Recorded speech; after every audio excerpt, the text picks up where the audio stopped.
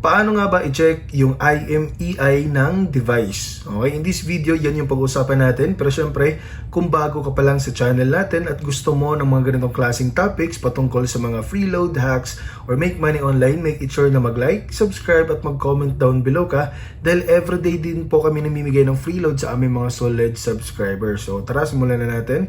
So napakasimple lang, i-dial lang natin to, asterisk number 06. Okay? Then press po natin tong number sign, automatic na lalabas po yung IMEI ng device natin.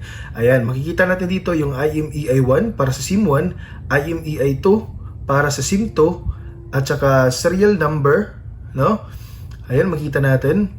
So, kapag nawala po yung device natin, guys, pwede po natin gamitin tong serial number na i-report natin sa NTC para ma-block po yung SIM card natin at hindi na po siya magagamit in case na nawala or na-hack po yung cellphone po natin. So, kung may mga katanungan ka, make sure na mag-comment down below